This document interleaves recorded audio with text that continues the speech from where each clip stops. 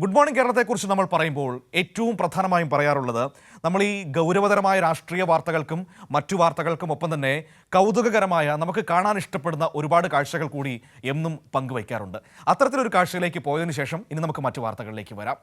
മാതൃഭാഷയല്ലാതിരുന്നിട്ടും മലയാളത്തെ ഹൃദയത്തോട് ചേർത്ത് പിടിച്ച കൊച്ചുമിടുക്കിയെ പരിചയപ്പെടുത്തി മന്ത്രി വി ശിവൻകുട്ടി. മന്ത്രി പങ്കുവച്ച ഫേസ്ബുക്ക് പോസ്റ്റാണ് പ്രേക്ഷകർക്കിടയിൽ ഇപ്പോൾ ശ്രദ്ധ നേടുന്നത്.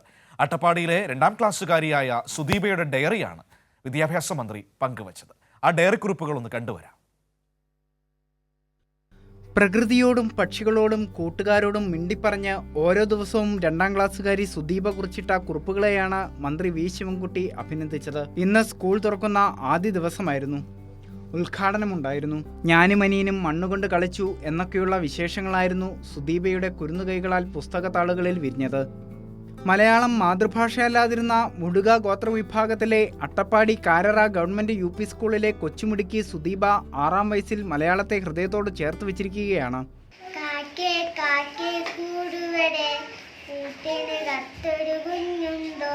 കുഞ്ഞിനെ തീറ്റ കൊടുക്കാൻ ഞാൻ കുഞ്ഞുകടന്ന് കരഞ്ഞിടും.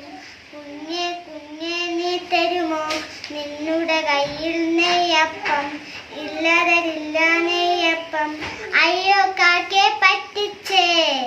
മകളുടെ ആശയങ്ങൾക്ക് ചിത്രങ്ങളിലൂടെ നിറം പകർന്നിരിക്കുന്നത് അമ്മ ദീപയാണ്. Diary 1ാം class മുതലുള്ളതാണ്. 2ലും ഉണ്ടായിരുന്നു. നമ്മുടെ പുതിയ അച്ഛമ്മാണ് ഇങ്ങനത്തെ ഒരു ഭാഗമായിട്ട് ഉണ്ടെന്ന് പറഞ്ഞപ്പോൾ ഒന്ന് കാണാൻ വേണ്ടി ബുക്ക് ചോദിച്ചായിരുന്നു. ബുക്ക് അങ്ങനെ കൊടുക്കുകയും ചെയ്തു. ടീച്ചർക്ക് ഭയങ്കരമായിട്ട് ഇഷ്ടപ്പെട്ടു. HM സിന്ധു ടീച്ചറാണ്. അത് ടീച്ചർക്ക് ഇഷ്ടപ്പെട്ട് അത് FBയിൽ പോസ്റ്റ് ചെയ്യുകയും ചെയ്തു.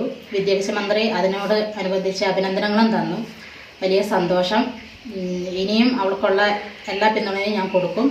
സുദീപയുടെ ഡയറി വിശേഷങ്ങളും അമ്മ ദീപയുടെ വരെയും പ്രധാനാധ്യാപിക സിന്ധു സാജനാണ് സമൂഹമാധ്യമത്തിലൂടെ പുറം ലോകത്തെ അറിയിച്ചത്.